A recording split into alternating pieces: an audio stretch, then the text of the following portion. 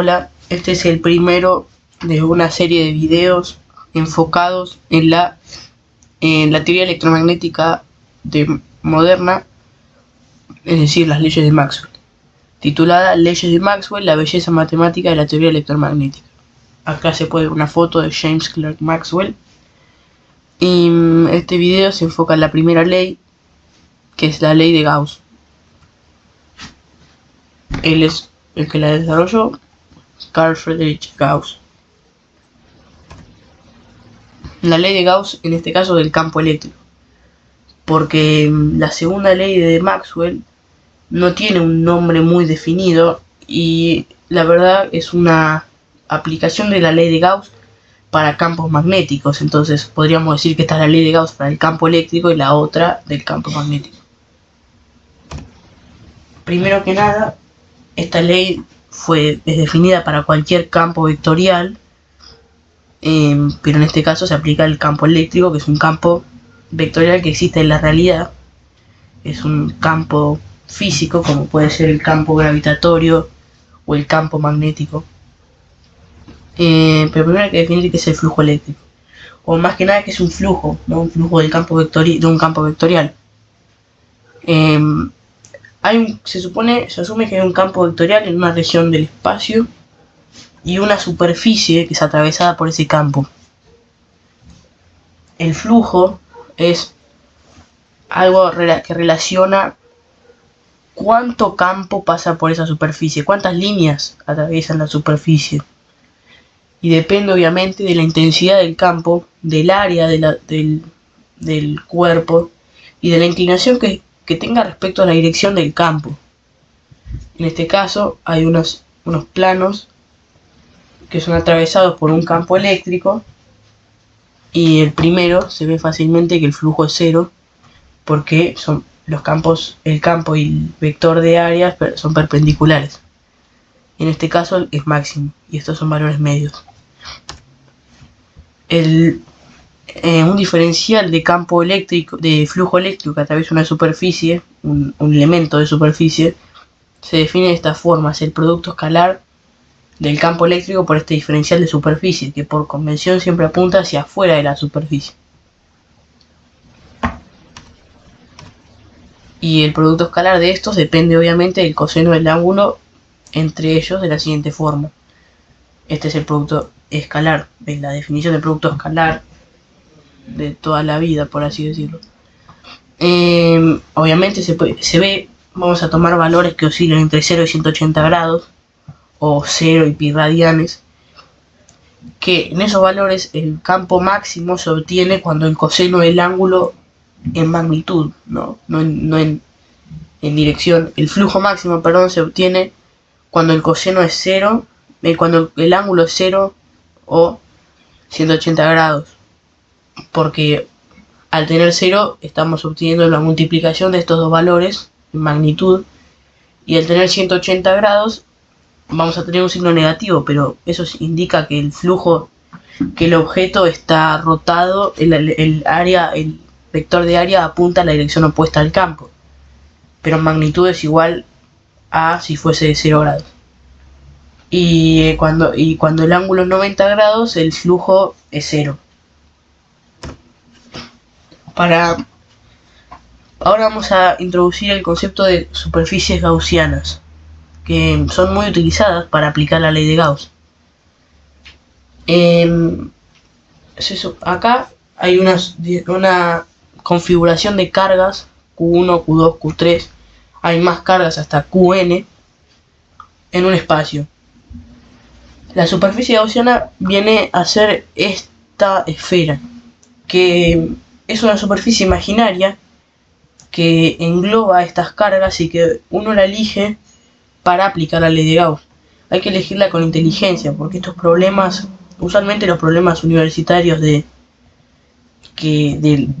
electricidad y magnetismo sobre la ley de Gauss, tienen una simetría que el estudiante debe darse cuenta cuál le conviene y aplicarla de manera inteligente para simplificar los cálculos.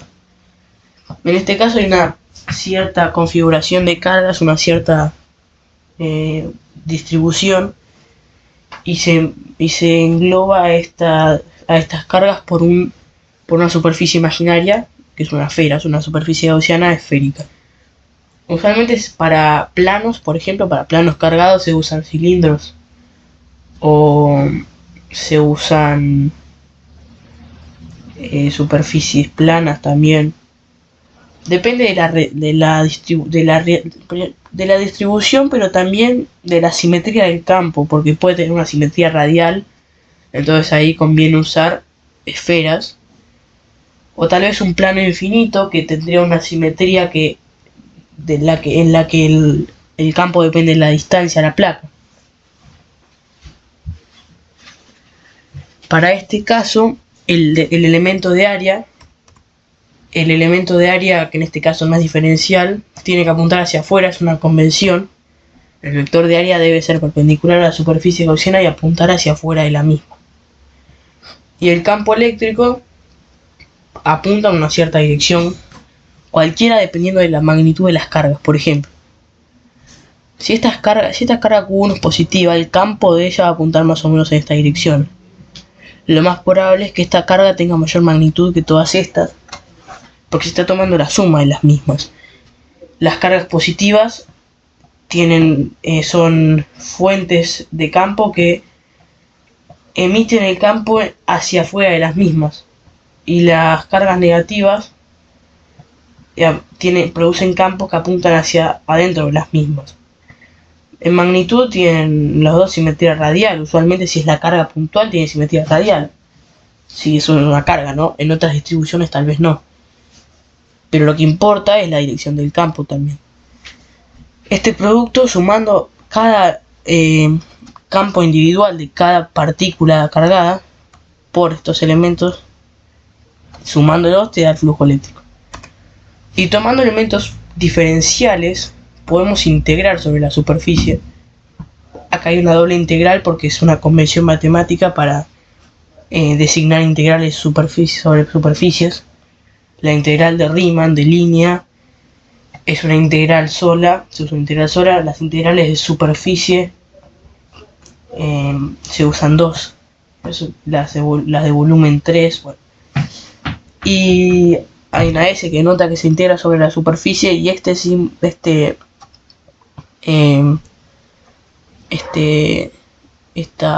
no es un círculo, parece una elipse. Bueno, este símbolo significa que esta es una superficie cerrada, no tiene huecos, por así decirlo. Si tuviera, solo se integraría, pero no tendrías este símbolo acá.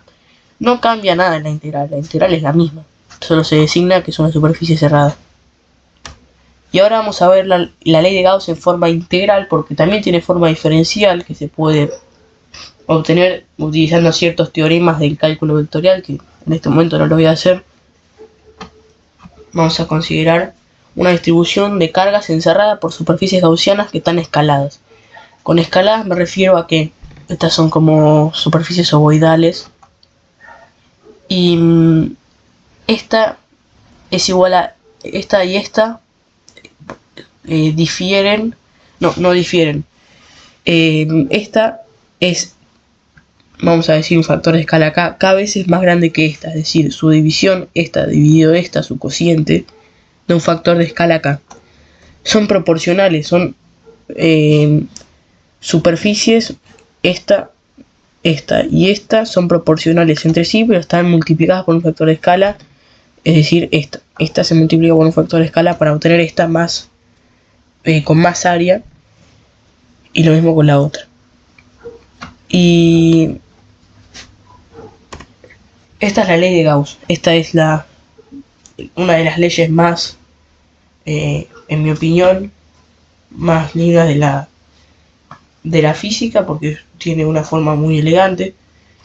Esta integral que vimos ya antes es el flujo, y datos experimentales demuestran que es igual a la suma de las cargas encerradas dividido la permitividad eléctrica en el vacío. En este caso aplica en el vacío, ¿no? Entonces, esta es la ley de Gauss. Y se puede aplicar, por ejemplo, acá yo la apliqué para obtener la ley de Coulomb. Supón que hay una carga neta dentro de esta superficie gaussiana positiva en una configuración de carga. No importa el número de cargas que sean, la suma de todas da Q mayúscula, perdón. K no Q quise decir. La suma de esas cargas da Q. Englobamos a las cargas con una superficie gaussiana esférica de radio R minúscula. Y tenemos unos vectores unitarios que apuntan hacia afuera de la misma. El elemento de área vectorial es el elemento de área por estos vectores unitarios. Es decir, que esta integral, ya que la carga neta es positiva, el campo eléctrico va a apuntar hacia afuera. El ángulo entre ellos es 0. Si obtenemos su producto, el producto escalar de estos vectores es simplemente el producto de sus magnitudes. El campo eléctrico es igual sobre toda esta superficie, entonces lo podemos sacar de la integral. Y la integral de estos elementos, la suma de estos elementos, es simplemente la superficie de la esfera, 4pi por radio al cuadrado. Y esto es igual a, como ya habíamos visto antes, la suma de las cargas dividido epsilon 0. Entonces, despejando el 4pi radio al cuadrado, obtenemos que el valor, la magnitud del campo eléctrico en cualquier radio es esta expresión, es la ley de Coulomb. 4pi por epsilon 0 también se la conoce como constante de Coulomb. Y como vector, esto se podría decir, vamos a tomar por ejemplo un vector en esta dirección, o n podría ser, lo multiplicamos a esta expresión por ese vector unitario para obtener el vector campo eléctrico. Bien, eso es todo.